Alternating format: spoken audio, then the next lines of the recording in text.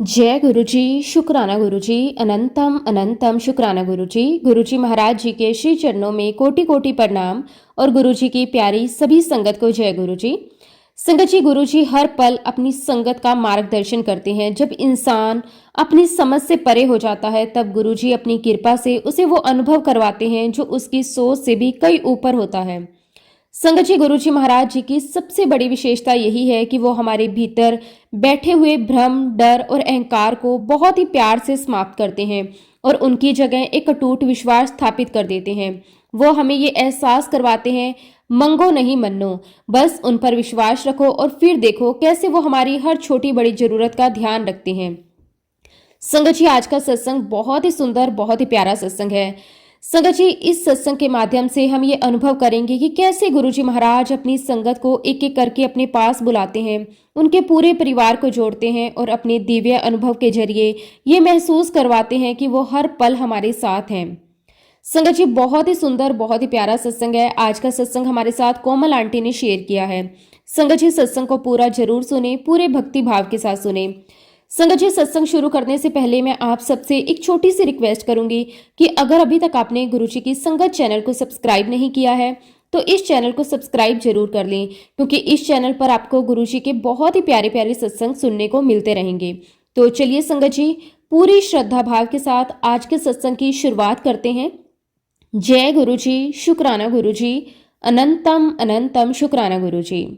संगत जी, सबसे पहले मैं गुरु जी महाराज जी का दिल की गहराइयों से अनंतम अनंतम कोटि कोटि शुक्राना करती हूँ कि गुरु जी महाराज जी ने मुझे आज ये अनमोल अवसर दिया। संगत जी, ताकि मैं गुरु जी महाराज जी की वडियाई के लिए कुछ कह सकूं। संगत जी, अगर सत्संग को कहते समय मुझसे कोई भी गलती हो जाए तो मैं हाथ जोड़कर पूरे संगत परिवार से और गुरु जी महाराज जी से क्षमा मांगती हूँ। संगत जी, ये सब कुछ मेरी क्षमता से नहीं बल्कि गुरु जी महाराज जी की प्रेरणा और कृपा से हो रहा है, इसलिए जो भी अच्छा है वो गुरुजी महाराज मुझसे कहलवाएं। जय गुरुजी, शुक्राना गुरुजी, अनंतम अनंतम शुक्राना गुरुजी। संगत जी, मैं गुरुजी महाराज जी से वर्ष 2012 में जुड़ी थी, लेकिन उस समय मुझे बिल्कुल भी अंदाजा नहीं था कि ये जुड़ाव केवल एक शुरुआत है, एक ऐसी शुरुआत जो मेरे पूरे जीवन की दिशा और दशा दोनों ही बदल देने वाली है।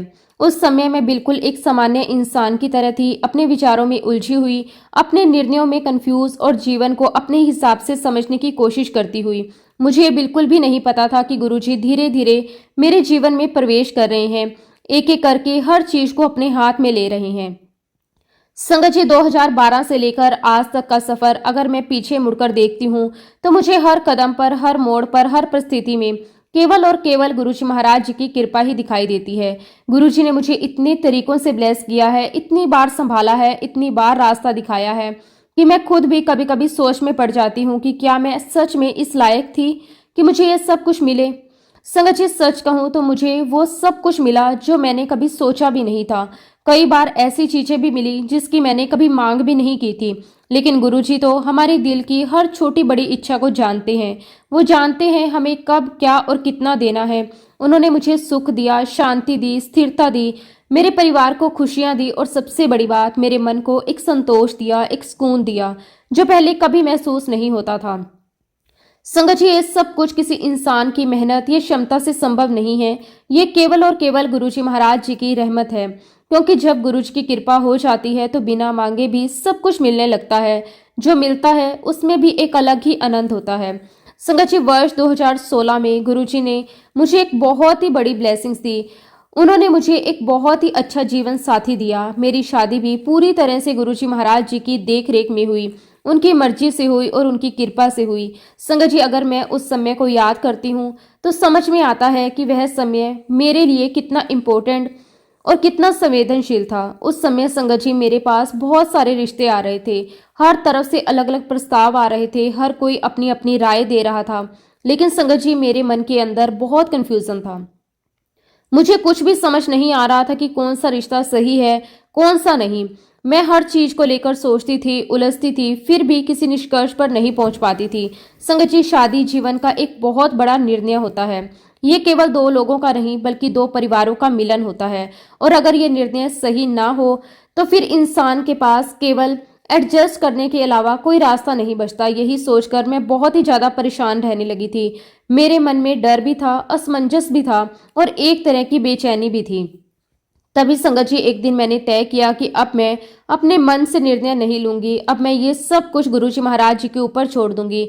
मैंने पूरी श्रद्धा, पूरे विश्वास और पूरे समर्पण के साथ गुरुजी के चरणों में खुद को समर्पित कर दिया। मैंने गुरुजी से दिल से अरदास की, बहुत ही सच्चे भाव से, बिना किसी दिखावे के, कि गुरुजी अब आप ही देखिए क्या करना है, कैसे करना है, किससे मिलाना है, सब कुछ आपकी मर्जी है। मैं आपकी बेटी हूँ, मुझे सही रास्ता दिखाना आपकी जिम्मेदारी है। मैं अब कुछ भी अपने हिसाब से नहीं करूंगी, जो भी होगा आपकी मर्जी से होगा।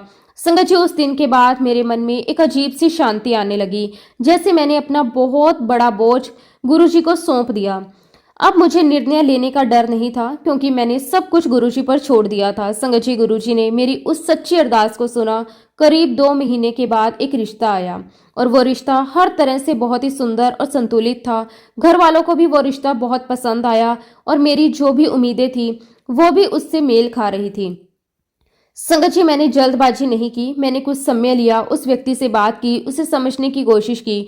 हर बार गुरुजी का नाम लेकर आगे बढ़ती रही। मेरे मन में अब डर नहीं था, बल्कि एक विश्वास था कि जो हो रहा है वो गुरुजी महाराज जी की योजना का हिस्सा है। आखिरकार संगत जी मैंने गुरुजी महाराज जी का नाम लेकर उस रिश्ते के लिए हाँ कर दी। और सच में संगत जी गुरुजी ने बहुत ही सुंदर तरीके से हमें मिलाया।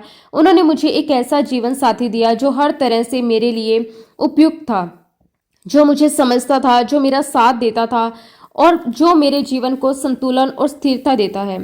संगत जी उस समय मुझे ये और भी गहराई से समझ में आया कि जब गुरुजी किसी चीज को अपने हाथ में ले लेते हैं तो वहां कोई गलती नहीं होती। उनकी बनाई हुई हर योजना में केवल भलाई ही भलाई होती है, चाहे हम उस समय को समझ पाएं या ना समझ पाएं। गुरुजी ने मेरी अरदास को सुना, मेरे मन की हर भावना को समझा, मुझे एक बहुत ही अच्छा जीवन साथी ब्लेस किया। संगत जी ये केवल एक रिश्ता नहीं था, ये गुरुजी की तरफ से दिया गया एक अनमोल उपहार था। संगत जी सबसे सुंदर बात यह है कि गुरुजी हमें इतना सब कुछ देने के बाद भी हमसे बदले में कुछ नहीं मांगते। वो केवल एक ही चीज चाहते हैं, हम उन्हें याद रखें, उनके बताए हुए रास्ते पर चलें, उन पर पूरा विश्वास रखें। और संगत जी मैं हमेशा यही करने की पूरी पूरी कोशिश करती हूँ। संगत जी फिर बात आती है वर्ष 2016 की, एक ऐसा वर्ष जो मेरे जीवन में एक नए अध्याय की शुरुआत लेकर आया। आखिरकार गुरुजी की असीम कृपा और उनकी ही मर्जी से हमारी शादी भी हो गई। संगत जी वो केवल एक शादी नहीं थी, बल्कि गुरुजी के आशीर्वाद से शुरू हुआ एक नया जीवन था, एक नई जिम्मेदारी थी, एक नया रिश्ता था जिसमें बहुत सारे सपने, बहुत सारी उम्मीदें और बहुत सारी भावनाएं जुड़ी हुई थी। संगत जी शादी के बाद के शुरुआती 2 साल ऐसे बीते जैसे किसी ने मेरी जिंदगी को बहुत ही प्यार से, बहुत ही स्नेह से संवार दिया हो। हर दिन एक नई खुशी लेकर आता था, हर सुबह एक नई उम्मीद के साथ शुरू होती थी, हर रात एक संतोष के साथ समाप्त होती थी। ऐसा लगता था जैसे जीवन ने एक सही दिशा पकड़ ली है, जैसे सब कुछ अपने आप सही हो रहा है, बिना किसी प्रयास के, बिना किसी संघर्ष के। संगत जी उस समय मेरे मन में एक गहरा सुकून था। मुझे सच में ऐसा महसूस होने लगा था कि शायद यही वो जीवन है जिसकी मैंने हमेशा कल्पना की थी। बचपन से जो मैंने सपने अपने दिल में संजोकर रखे थे, एक खुशहाल परिवार, एक समझदार जीवन साथी, घर में प्रेम और अपनापन, वो सब कुछ मुझे मिलता हुआ दिखाई दे रहा था। संगत जी 2016 से लेकर 2018 तक का समय मेरे जीवन का शायद सबसे शांत, सबसे सुख और सबसे संतुलित समय था। घर का वातावरण बहुत ही मधुर था। हर किसी के मन में एक दूसरे के लिए प्यार, सम्मान और एक दूसरे को समझने की भावना थी। छोटी छोटी बातों में भी खुशी मिलती थी। हर कोई एक दूसरे के साथ जुड़ा हुआ महसूस करता था। संगत जी उस समय ऐसा लगता था जैसे गुरुजी ने सच में मेरी झोली खुशियों से भर दी। हर चीज बिना किसी रुकावट के अपने आप सही दिशा में आगे बढ़ रही थी। घर के काम हो, रिश्तों की समझ हो या जीवन के फैसले, सब कुछ बहुत सहजता से होते जा रहे थे। मुझे कभी ऐसा नहीं लगा कि मुझे किसी भी चीज के लिए ज्यादा संघर्ष करना पड़ रहा है। हर दिन एक नई मुस्कान लेकर आता था। घर में हंसी खुशी का माहौल रहता था, बातचीत में मिठास थी, रिश्तों में गर्माहट थी, हर किसी के दिल में एक अपनापन था। ऐसा लगता था जैसे ये सब कुछ हमेशा ऐसे ही चलता रहेगा, बिना किसी बदलाव के, बिना किसी परेशानी के। लेकिन संगत जी जीवन हमेशा एक जैसा नहीं रहता। जैसे दिन के बाद रात आती है, वैसे ही खुशियों के बाद कभी कभी परीक्षाएं भी आती हैं। और संगत जी 2018 के बाद मेरे जीवन में भी एक ऐसा मोड़ आया जिसने सब कुछ बदल कर रख दिया। अचानक बिना किसी चेतावनी के, बिना किसी स्पष्ट कारण के ऐसा लगने लगा जैसे मेरी जिंदगी की दिशा ही बदल गई हो। जो चीजें पहले बहुत सहज थी अब वही कठिन लगने लगी। जो बातें पहले कभी मायने नहीं रखती थी अब वही बड़ी बड़ी समस्याओं का रूप लेने लगी। संगत जी, जिस घर में कभी हंसी खुशी गूंजती थी वहां अब धीरे धीरे तनाव ने अपनी जगह बना ली। पहले जो बातें हंसी में टाल दी जाती थी अब वही बहस का कारण बनने लगी। छोटी छोटी बातों पर तकरार होने लगी। वो तकरार धीरे धीरे बढ़ती चली गई। सबसे ज्यादा असर संगत जी मेरे हस्बैंड और मेरे देवर के रिश्ते पर पड़ा। उनके बीच जो अनबन शुरू हुई वो पहले बहुत छोटी छोटी बातों तक सीमित थी, लेकिन समय के साथ वो बढ़ती चली गई, गहराती चली गई और एक समय ऐसा आया जब वो बहुत गंभीर हो गई। खासकर बिजनेस को लेकर उनकी सोच बिल्कुल अलग अलग थी। एक ही स्थिति को देखने का नजरिया दोनों का अलग था।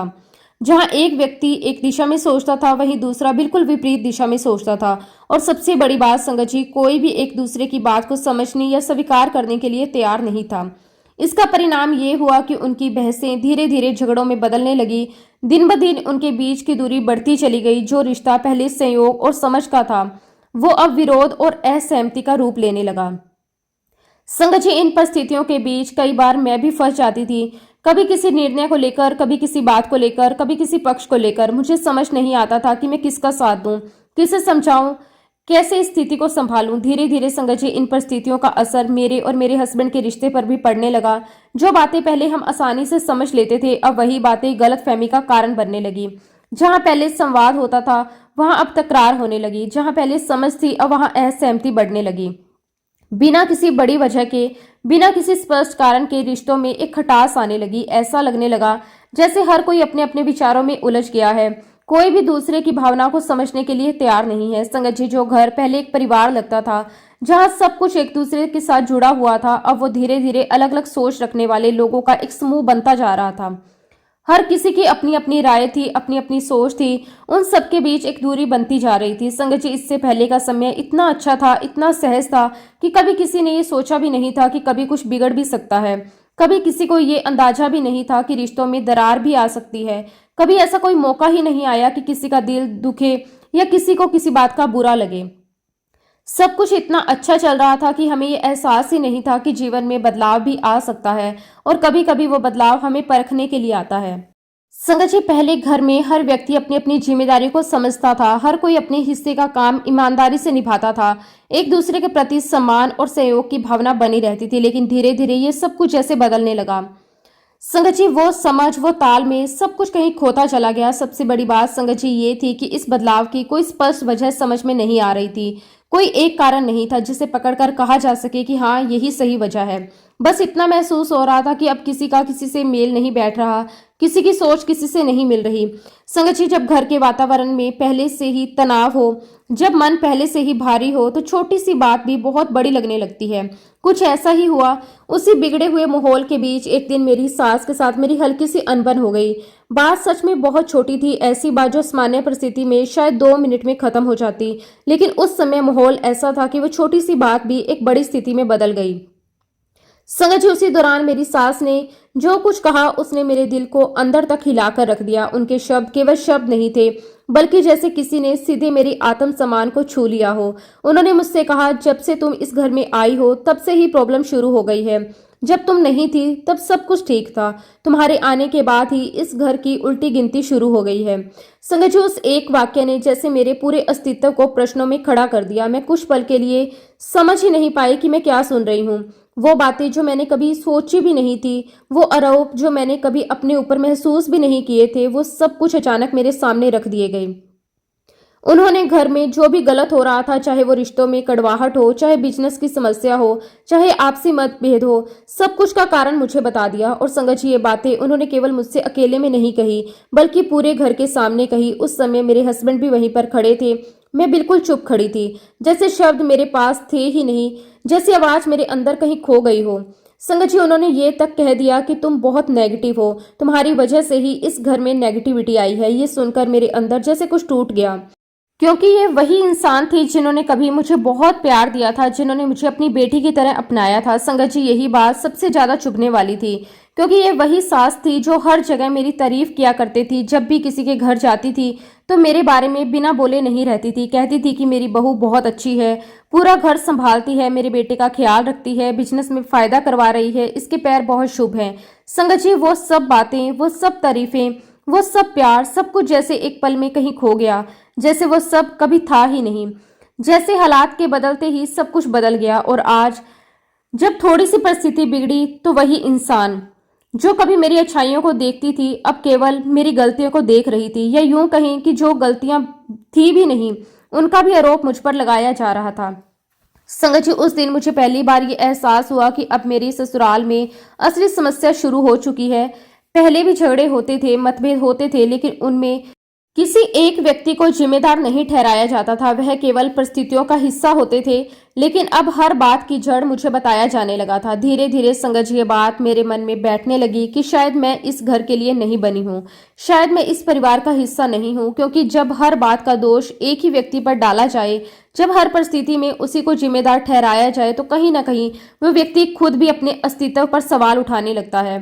संगत जी, घर में किसी और के ऊपर उंगली नहीं उठाई गई, सिर्फ मेरे ऊपर ही उठाई गई। और शायद इसका कारण ये था कि मैं इस घर में नई थी।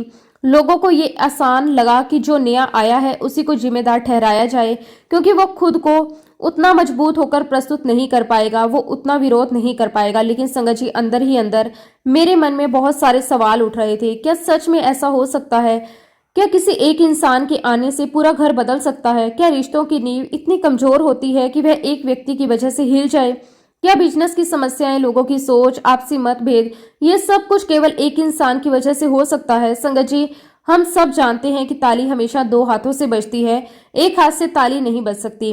किसी भी स्थिति के पीछे कई कारण होते हैं, कई परिस्थितियां होती हैं, कई लोगों का योगदान होता है। लेकिन उस समय घर में जो कुछ भी हो रहा था उसका पूरा दोष केवल मुझे ही दिया जा रहा था। सबको ऐसा लगने लगा कि मेरे इस घर में आने के बाद ही ये सब कुछ शुरू हुआ है, जैसे मैं ही उस बदलाव की वजह हूँ, जैसे मेरी मौजूदगी ही समस्या है। संगत जी, जब इस तरह की बातें बार बार घर में होने लगी, जब हर छोटी बड़ी बात के लिए मुझे जिम्मेवार ठहराया जाने लगा, तब भी मैंने खुद को बहुत संभाल कर रखा। मैंने पलटकर ज्यादा जवाब नहीं दिया, क्योंकि मुझे लगता था कि अगर मैं भी उसी तरह प्रतिक्रिया दूंगी तो बात और ज्यादा बिगड़ जाएगी।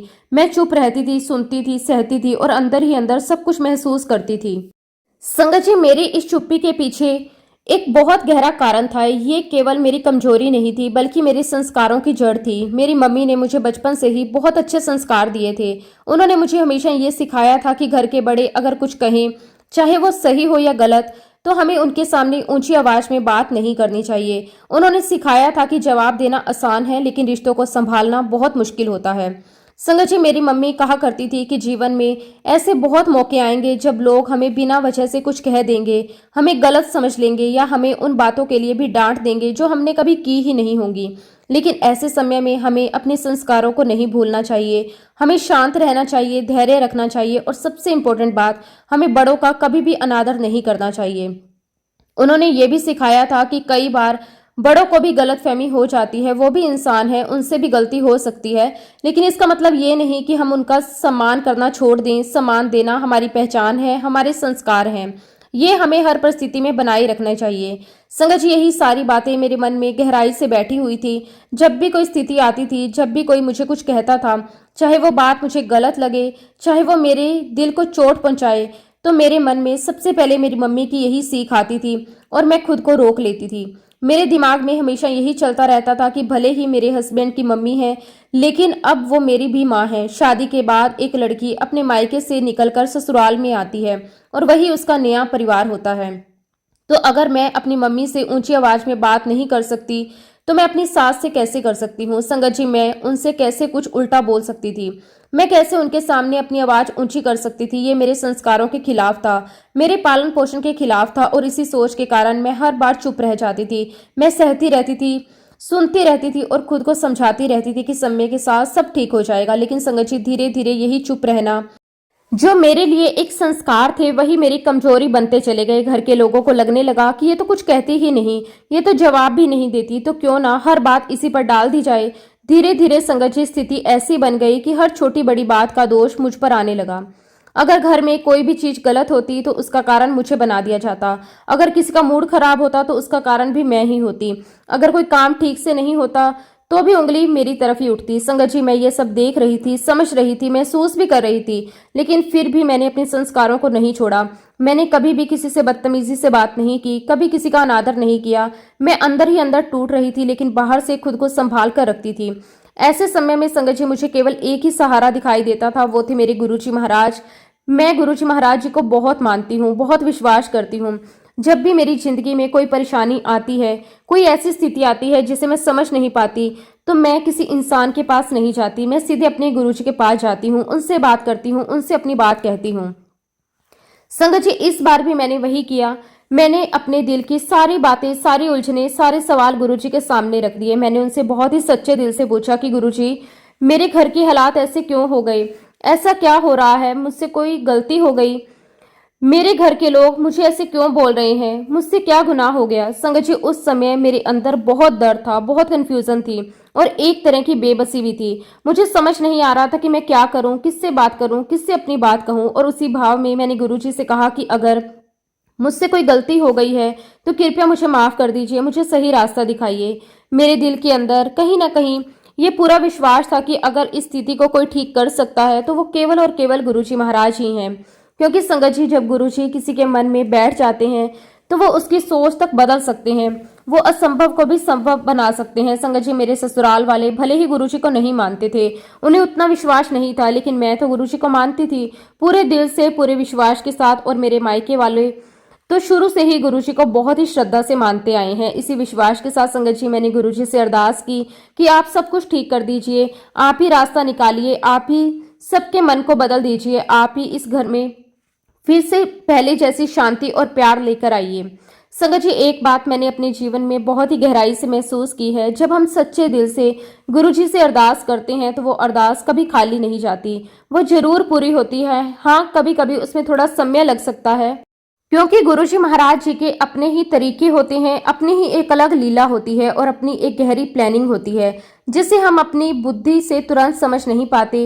वो कब, कैसे, किस परिस्थिति में और किस माध्यम से हमारी जिंदगी की उलझनों को सुलझाएंगे, ये केवल वही जानते हैं। कई बार हम सोचते हैं कि हमारी अरदास का जवाब क्यों नहीं मिल रहा, लेकिन संगत जी, सच्चाई ये है कि गुरुजी हर पल काम कर रहे होते हैं, बस हमें उसका एहसास थोड़ा देर से होता है। शायद उस समय अभी सही समय नहीं आया था, शायद गुरुजी किसी बड़ी सीख के लिए मुझे तैयार कर रहे थे। संगत जी, ऐसे ही एक दिन की बात है, एक बिल्कुल सामान्य दिन जैसे हर दिन होता था, लेकिन वही दिन मेरे जीवन में एक बहुत बड़ा मोड़ लेकर आया। मैं हमेशा अपने हस्बैंड को बिना ब्रेकफास्ट किए घर से बाहर नहीं जाने देती थी। ये केवल एक आदत नहीं थी, बल्कि मेरे दिल का प्यार था, मेरी केयर थी, मेरी जिम्मेदारी थी। मुझे हमेशा लगता था कि अगर वो कुछ खाकर जाएंगे तो उनका दिन अच्छा जाएगा, उन्हें एनर्जी मिलेगी। उस दिन भी संगत जी, हमेशा की तरह मैंने सुबह जल्दी उठकर उनके लिए ब्रेकफास्ट तैयार किया। पूरे प्यार से, पूरे ध्यान से मैंने उन्हें ब्रेकफास्ट सर्व किया। उसी समय उनके फोन पर शॉप से लगातार कॉल आ रहे थे। उन्हें जल्दी जाना था क्योंकि कोई क्लाइंट आने वाला था। संगत जी, मैंने बिल्कुल सामान्य तरीके से उनसे कहा, पहले थोड़ा खा लो फिर चले जाना। ये कोई नई बात नहीं थी, मैं हमेशा ऐसे ही करती थी। हर दिन मैं उन्हें रोक कर खिलाती थी और वो भी आराम से खाकर ही जाते थे। लेकिन संगत जी, उस दिन वही बात जो हमेशा प्यार का हिस्सा होती थी, वही एक बड़ी समस्या बन गई। उस दिन जब वो शॉप पर पहुंचे तो वो क्लाइंट जा चुका था, और वो कोई छोटा मोटा क्लाइंट नहीं था, एक बहुत ही बड़ा क्लाइंट था जिससे उन्हें बहुत उम्मीद थी। संगत जी, उस एक घटना ने पूरे दिन का माहौल बदल दिया। उनका मूड बहुत खराब हो गया, वो अंदर से बहुत ही अपसेट थे, परेशान थे, शायद गुस्सा भी थे खुद पर, हालात पर और कहीं ना कहीं मुझ पर। जब वो शाम को घर लौटे तो उनके चेहरे से साफ दिख रहा था कि वो बहुत चिड़े चिड़े हैं। उन्होंने आते ही मुझसे कहा, आज तुम्हारे रोकने की वजह से मेरे हाथ से इतना बड़ा क्लाइंट निकल गया, ऐसी गलती दोबारा कभी मत करना, मुझे कभी मत रोकना। संगत जी, वो बहुत गुस्से में थे। गुस्से में इंसान कई बार ऐसी बातें बोल देता है जो वो सामान्य स्थिति में शायद कभी नहीं बोलता। वो मुझसे उल्टा सीधा बोलने लगे। उस समय मैंने भी ये मान लिया कि शायद कहीं ना कहीं मेरी थोड़ी सी गलती थी। अगर मैं उन्हें ना रोकती तो शायद वो समय पर पहुंच जाते, लेकिन संगत जी, बात यहीं तक रहती तो शायद संभल जाती। असली स्थिति तब बिगड़ी जब मेरी सास बीच में आ गई। उन्होंने बात को समझाने की बजाय उसे और बढ़ा दिया। उन्होंने कहना शुरू किया, इसको तो कोई काम करना ही नहीं आता, कब क्या करना चाहिए, कब क्या नहीं करना चाहिए, इसकी कोई समझ नहीं है, घर वालों ने कुछ सिखाया ही नहीं है, हर काम गड़बड़ कर देती है। संगत जी, वो लगातार बोलती जा रही थी, बिना रुके, बिना सोचे, बिना ये समझे कि उनके शब्द मेरे दिल पर क्या असर डाल रहे हैं। हर एक शब्द जैसे मेरी आत्मा को चोट पहुंचा रहा था। मैं बहुत देर तक चुप रही, सुनती रही, सहती रही। लेकिन जब बात बार बार बढ़ती चली गई, जब उन्होंने हर बात को मेरे संस्कारों, मेरे मायके तक ले जाना शुरू कर दिया, तब मुझसे भी रहा नहीं गया। संगत जी, मैंने बहुत ही शांत स्वर में, बिना गुस्से के, बस इतना ही कहा, आप पति पत्नी के बीच में क्यों इंटरफेयर कर रही हो? ये हमारे बीच की बात है। संगत जी, मेरा इरादा उन्हें चोट पहुंचाने का नहीं था।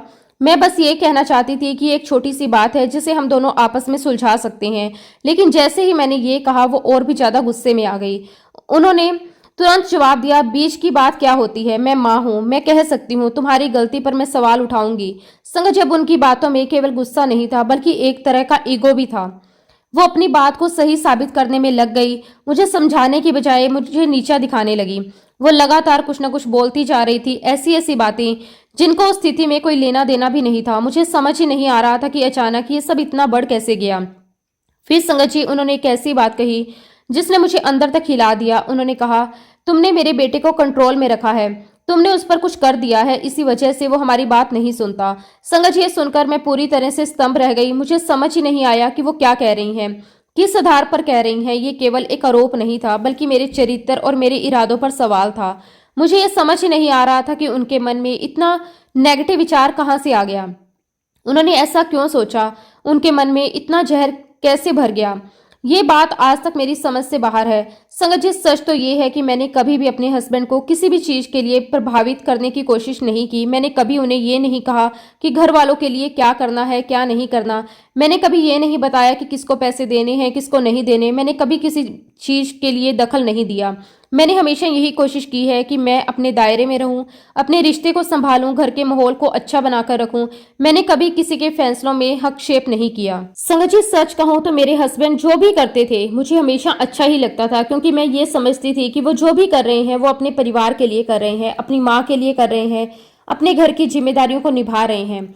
संगत जी, एक लड़की के लिए इससे बड़ी खुशी और क्या हो सकती है कि उसका जीवन साथी अपने परिवार को भी उतनी ही इज्जत और महत्व देता है जितना उसे देता है। मेरे मन में हमेशा यही भाव रहता था कि मेरा भी तो एक परिवार है, मैं भी तो अपने माँ बाप के लिए वही भावना रखती हूँ।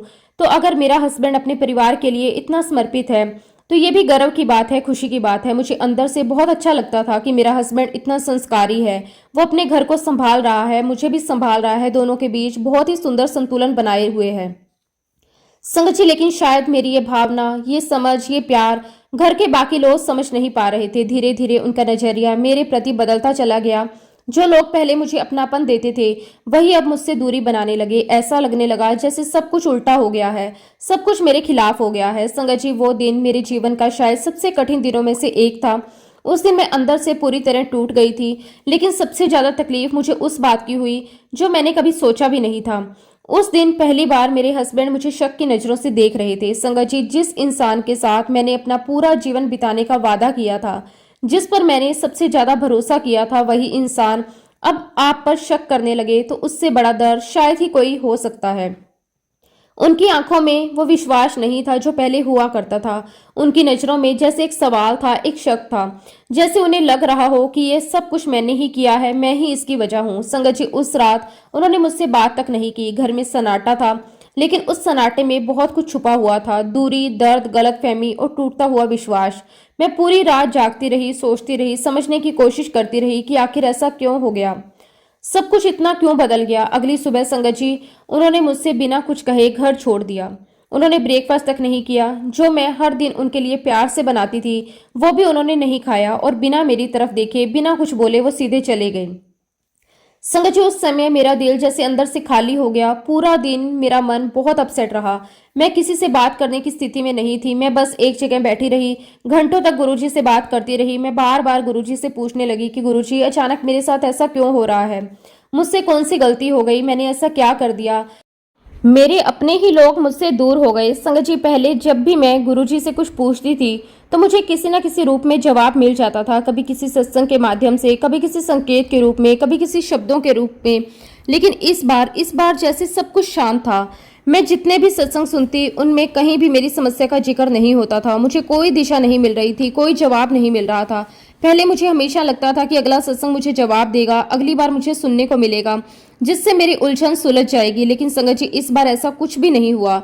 उल्टा मेरी प्रॉब्लम बढ़ती जा रही थी। घर वालों के साथ मेरा कनेक्शन दिन ब दिन कमजोर होता जा रहा था। रिश्ते जो पहले बहुत मजबूत लगते थे अब धीरे धीरे टूटते जा रहे थे। संगत जी मैंने इससे पहले कभी भी अपनी मम्मी से इस तरह की कोई बात शेयर नहीं की थी। मैं हमेशा अपनी समस्याओं को खुद ही संभालने की कोशिश करती थी, लेकिन उस दिन मुझे लगा कि अब मैं अकेले ये सब नहीं झेल सकती। मैं किसी फ्रेंड से ये सब शेयर नहीं कर सकती थी क्योंकि मुझे डर था कि वो समझ नहीं पाएंगे या बात और फैल जाएगी। इसलिए मैंने अपनी मम्मी को फोन किया, उन्हें सब कुछ बता दिया। शुरू में संगत जी उन्हें मेरी बातों पर यकीन ही नहीं हुआ। उन्हें लगा कि शायद मैं ज्यादा सोच रही हूँ, शायद बात इतनी बड़ी नहीं है। लेकिन जैसे ही मैं रोने लगी, जैसे ही उन्होंने मेरी आवाज में दर्द महसूस किया, उन्हें समझ आ गया कि मैं सच में बहुत तकलीफ में हूँ। संगत जी ये भी एक अजीब सी बात थी कि उस समय जो भी मुझसे बात करता वो मुझ पर भरोसा नहीं करता था। हर किसी को लगता था कि शायद गलती मेरी ही है। लोग मेरी बात सुनने से पहले ही मेरे खिलाफ हो जाते थे। आखिर में मेरी मम्मी ने मुझे बहुत प्यार से समझाया। उन्होंने कहा कि शायद घर में नेगेटिविटी का माहौल बन गया है। उन्होंने मुझे सलाह दी कि मैं गुरुजी का सत्संग चलाऊं, जल प्रसाद छिड़कूं और लंगर प्रसाद बनाऊं। संगत जी हमने बचपन से यही सीखा है कि जब भी जीवन में कोई तकलीफ आए तो सबसे पहले गुरुजी को याद करना चाहिए, वही हमारे सच्चे सहारा हैं। मैंने भी वही किया। मैंने घर में सत्संग चलाना शुरू किया, जल प्रसाद छिड़कना शुरू किया और लंगर प्रसाद बनाना शुरू किया। मैं पूरे विश्वास के साथ ये सब कर रही थी। गुरुजी सब ठीक कर देंगे। लेकिन संगत जी यहाँ भी स्थिति और खराब हो गई। मेरी देवरानी और जेठानी ने मुझ पर ही शक करना शुरू कर दिया। उन्होंने मुझे ही ब्लेम करना शुरू कर दिया कि मैं कुछ गलत कर रही हूँ। यहाँ तक कि उन्होंने ये तक कहना शुरू कर दिया कि शायद मैं ब्लैक मैजिक कर रही हूँ। संगत जी सुनकर मेरा दिल और भी ज्यादा टूट गया। जिन लोगों के साथ मैं रोज रहती थी, जिनके साथ मैं एक परिवार की तरह जुड़ी हुई थी, वही लोग अब मुझ पर ऐसे ऐसे आरोप लगाने लग गए थे। उन्होंने मेरे हाथ का बना हुआ खाना तक खाना बंद कर दिया। संगत जी एक औरत के लिए इससे बड़ी तकलीफ और क्या हो सकती है कि उसके हाथ का खाना ही लोग ना खाएं। घर की स्थिति इतनी खराब हो गई कि किसी को भी मुझ पर भरोसा नहीं रहा। हर किसी को यही लगता था कि घर में जो भी समस्या है उसकी वजह मैं हूँ। अब संगत जी मेरा मन घर में रहने का ही नहीं करता था। हर दिन लड़ाई, हर दिन किचकिच, हर दिन आरोप। मैं पूरी तरह से तंग आ चुकी थी। पहले मैं चुप रहती थी, सब कुछ सह लेती थी, लेकिन अब जब मैंने थोड़ा बहुत जवाब देना शुरू कर दिया तो लड़ाई और भी ज्यादा बढ़ गई। स्थिति इतनी बिगड़ गई कि मेरी सास ने यहाँ तक कह दिया कि मैं ये घर छोड़ दूं और उनके बेटे को डिवोर्स दे दूं। संगत जी सबसे ज्यादा दुख की बात यह है कि मेरे हस्बैंड भी अब पूरी तरह से मेरे खिलाफ हो चुके थे। संगत जी उस समय मेरी स्थिति ऐसी हो चुकी थी कि मैं हर हाल में अपने घर को बचाने की कोशिश कर रही थी। मैं हर दिन हर पल यही सोचती थी कि किसी भी तरह ये परिवार फिर से पहले जैसा हो जाए, सबके बीच फिर से प्यार और समझ आ जाए। लेकिन संगत जी जहाँ एक तरफ मैं रिश्तों को जोड़ने की कोशिश कर रही थी, वहीं दूसरी तरफ लोग मेरे सीधेपन, मेरी चुप्पी और मेरे सहने की आदत का फायदा उठा रहे थे। मैं हर बार खुद को समझाती थी कि थोड़ा और सह लूं, थोड़ा और झुक जाऊं, शायद चीजें ठीक हो जाएं। लेकिन संगत जी एक समय ऐसा आता है जब इंसान अंदर से पूरी तरह टूट जाता है, और मेरे साथ भी वही हुआ। आखिरकार मैं इतनी ज्यादा टूट चुकी थी, मैंने ये फैसला किया कि मुझे कुछ समय के लिए उस माहौल से दूर जाना होगा। मुझे खुद को संभालने के लिए, अपने मन को शांत करने के लिए थोड़ी दूरी बनानी ही पड़ेगी। संगत जी मैंने अपना बैग पैक किया और घर से निकल गई। उस समय मेरे दिल में बहुत दर्द था, बहुत भारीपन था, लेकिन सच कहूं तो ऐसा लग रहा था कि शायद ये वही चाहते थे कि मैं खुद ही घर छोड़कर चली जाऊं। और संगत जी उसके बाद जो हुआ उसने मुझे और भी ज्यादा अंदर तक हिला दिया। पूरा 1 महीना नहीं, पूरे 2 महीने तक ना किसी ने मुझे फोन किया, ना किसी ने ये पूछा कि मैं कैसी हूँ, कहाँ हूँ, कब वापिस आऊंगी। यहाँ तक कि मेरे अपने हस्बैंड ने भी मुझसे कोई संपर्क नहीं किया। संगत जी मुझे बहुत हैरानी हो रही थी। मैं सोचती थी ये वही इंसान है जो एक दिन भी मेरे बिना नहीं रह सकता था, जिसे हर छोटी बड़ी चीज में मेरी जरूरत होती थी। आज वही इंसान 2-2 महीने तक मुझे याद तक नहीं कर रहा। ये सोचकर मेरा दिल और भी ज्यादा दुखी हो जाता था। इसी बीच संगत जी एक दिन मैंने अपनी मम्मी से कहा कि मुझे बड़े मंदिर जाना है। हम बनारस में रहते हैं, लेकिन मेरा मन था कि मैं उस बड़े मंदिर जाऊं जहां जाकर मुझे पहले भी शांति का अनुभव हुआ था। दिल के अंदर से एक आवाज आ रही थी कि अगर कहीं मुझे सुकून मिलेगा तो वहीं मिलेगा, गुरुजी के चरणों में, उनके दरबार में। इसलिए संगत जी मैं अपने मायके वालों के साथ बड़े मंदिर दर्शन के लिए निकल पड़ी। मैं पहले भी वहां जा चुकी थी, हर बार मुझे वहां बहुत शांति मिली, लेकिन इस बार की स्थिति बिल्कुल अलग थी। इस बार संगत जी मैं वहां पहुंची तो मैं खुद को संभाल नहीं पाई। मैं गुरुजी महाराज जी के सामने फूट फूट कर रोने लगी। मेरे आंसू रुक ही नहीं रहे थे। आसपास के लोग मुझे देख रहे थे, लेकिन उस समय मुझे किसी की परवाह नहीं थी, क्योंकि मैं अंदर से पूरी तरह टूट चुकी थी। संगत जी, हर इंसान की दुख सहने की एक सीमा होती है। मुझे लग रहा था कि मैं अपनी उस सीमा को पार कर चुकी हूँ। अब मुझसे और सहन नहीं हो रहा। मेरी मम्मी मुझे बार बार चुप करवाने की कोशिश कर रही थी, मुझे संभालने की कोशिश कर रही थी, लेकिन गुरुजी के सामने जो दर्द बाहर आ रहा था उसे मैं रोक नहीं पा रही थी।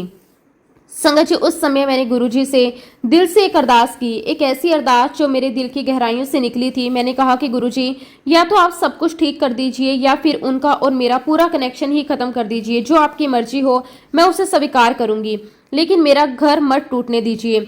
संगत जी, उस समय मेरे अंदर केवल एक ही भावना थी, समर्पण की। मैंने सब कुछ गुरुजी के ऊपर छोड़ दिया था। मुझे ये विश्वास था कि जो भी हो रहा है वो किसी वजह से हो रहा है। जिसके साथ गुरुजी होते हैं उसके साथ कभी कुछ बुरा नहीं हो सकता। मैंने गुरुजी से जवाब मांगा, क्योंकि अब मुझसे और सहन नहीं हो रहा था। मुझे दिशा चाहिए थी, मुझे संकेत चाहिए था, मुझे ये जानना था कि आगे क्या करना है। संगत जी, उसके बाद हम लंगर प्रसाद लेकर घर वापस लौटने लगे। हम ट्रेन से बनारस आ रहे थे। उसी रात जब अपने फ़ोन पर ऐसे ही स्क्रॉल कर रही थी, तभी अचानक मुझे इंस्टाग्राम पर एक पोस्ट दिखाई दी। संगत जी, उस पोस्ट में जो लिखा था वो सीधे मेरे दिल तक पहुंच गया। उसमें लिखा था, बेटा, परीक्षा की घड़ी चल रही है, सब्र रख, बहुत जल्दी सब कुछ चंगा हो जाएगा, मैं तेरे नाल हूँ। संगत जी, ये पढ़ते ही मेरे मन को ऐसा लगा गुरुजी ने खुद मुझे जवाब दिया हो, जैसे उन्होंने मेरे सारे सवाल सुन लिए हों, मुझे आश्वासन दे दिया हो। पहली बार इतने दिनों में मुझे थोड़ा सा सुकून महसूस हुआ। मेरे अंदर एक विश्वास जागा कि हाँ, सब कुछ ठीक हो जाएगा, गुरुजी मेरे साथ है। उस एक संदेश ने जैसे मेरे अंदर एक नई ताकत दे दी। संगत जी, बड़े मंदिर से वापस मायके आने के करीब 10 से 15 दिन बाद अचानक मेरे हस्बैंड का फोन आया। उन्होंने मुझसे कहा कि मैं वापस घर आ जाऊं। संगत जी, मैं थोड़ा हैरान भी थी, थोड़ा राहत भी महसूस कर रही थी। मैंने बिना ज़्यादा सोचे उनके कहने पर घर लौटने का फैसला किया। संगत जी, जब मैं घर पहुंची तो वहां का माहौल देखकर मैं चौंक गई। मेरी सास की तबीयत बहुत ख़राब थी, वो काफ़ी कमज़ोर हो चुकी थी। मुझे बाद में पता चला कि इन 2 महीनों के दौरान उन्हें हॉस्पिटल में भी एडमिट करना पड़ा था, लेकिन मुझे इस बारे में किसी ने बताया तक नहीं था। संगत जी, ये बात सुनकर मुझे दुख भी हुआ और हैरानी भी हुई। असल में घर में कोई भी उनकी ठीक से देखभाल नहीं कर रहा था। धीरे धीरे सबको ये एहसास होने लगा कि घर को संभालने वाली, सबका ख्याल रखने वाली मैं ही थी। मेरे हस्बैंड को भी ये बात समझ में आ गई। मेरी मम्मी ने मुझे पहले ही समझाया था कि अब जब तू वापस जा रही है तो सब कुछ ठीक करने की कोशिश करना। संगत जी, मैंने भी यही सोचा कि अब मुझे अपने अतीत को पीछे छोड़कर आगे बढ़ना है। मैंने अपने साथ जो कुछ भी हुआ उसे भूलने की कोशिश की। मैंने कोई शिकायत नहीं की, कोई पुरानी बात नहीं उठाई। मैंने पूरे दिल से अपनी सास की सेवा करनी शुरू की।